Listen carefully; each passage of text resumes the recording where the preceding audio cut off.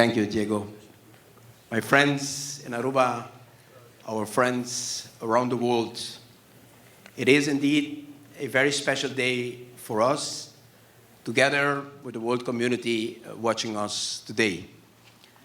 Some years ago, in my student years, and I'm not going to say how long ago that is, I stood at the internal flame of President John F. Kennedy's burial grave.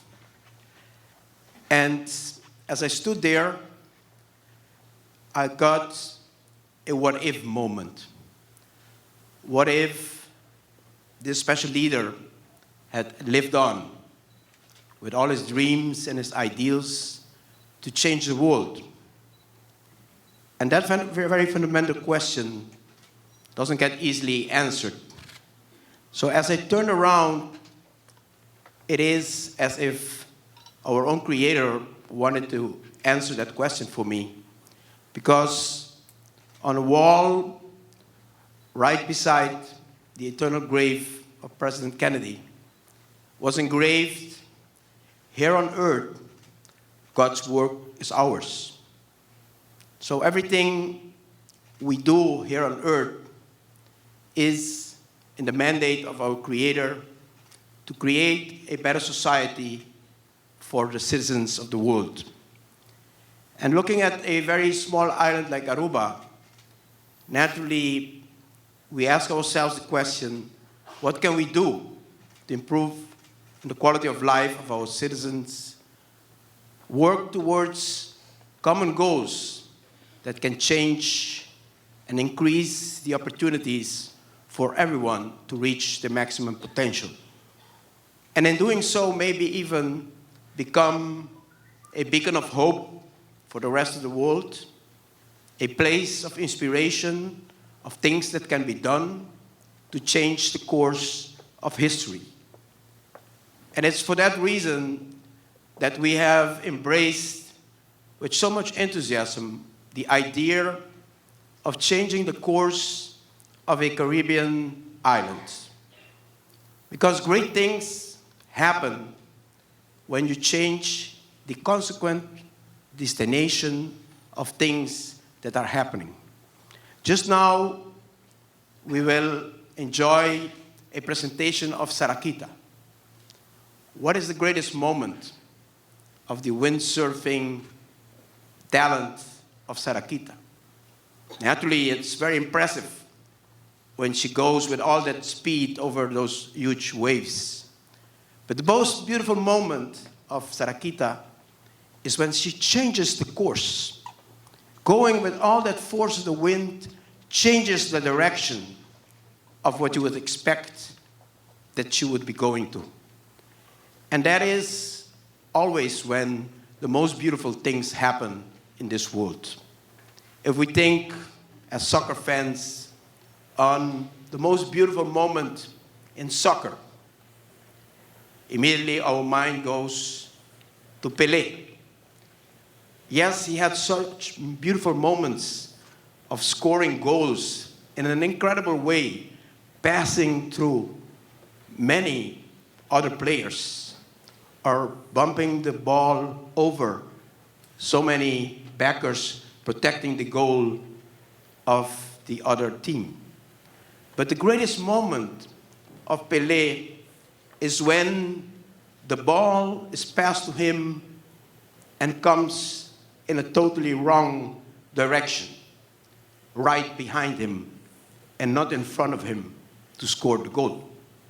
And it's that moment that Pelé turns around, drops his body, and kicks the ball from behind into the goal. And that is what we try to do here in Aruba.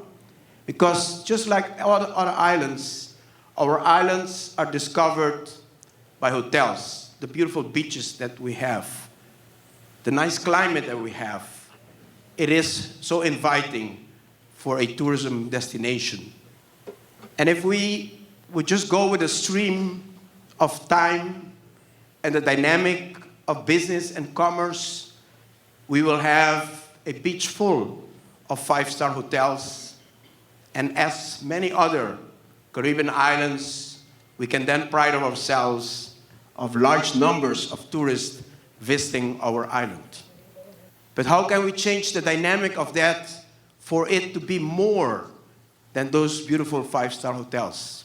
That when you leave those hotels, you also see beautiful five-star neighborhoods, elderly homes, hospitals, a public society that comes together, that cares about each other.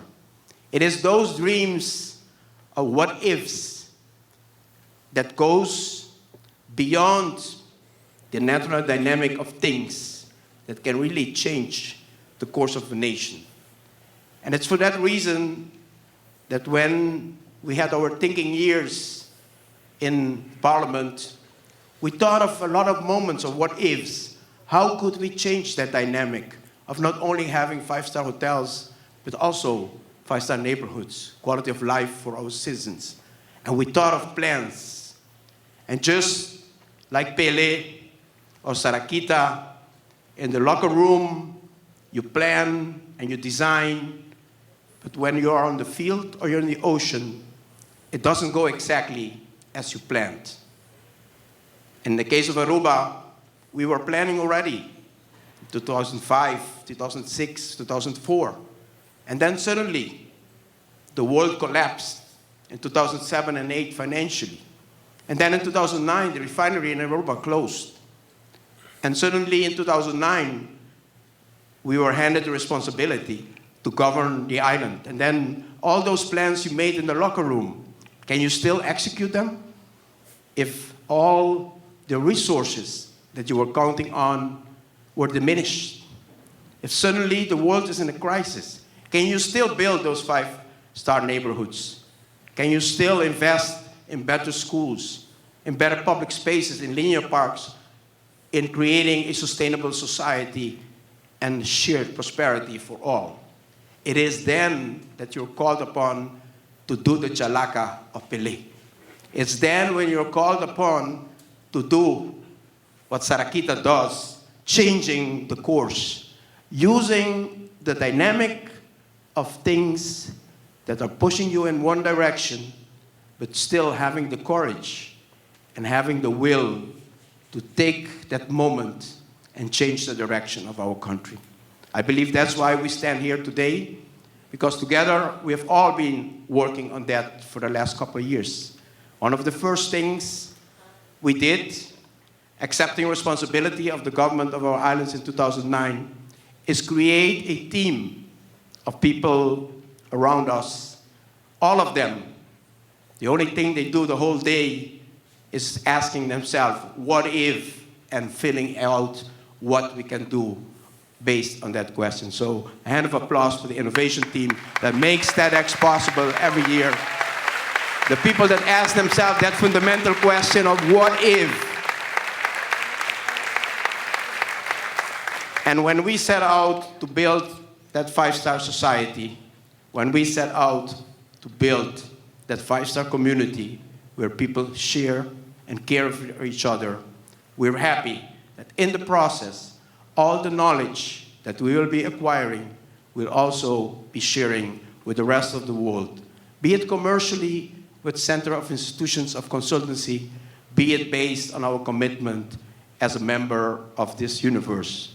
We are here to share our experience and learn from others, and this is the greatest platform you can have in TEDx to do so. So thank you for all that have made this possible, and I hope that we'll have a very inspiring day-to-day full of answers on what ifs. Thank you.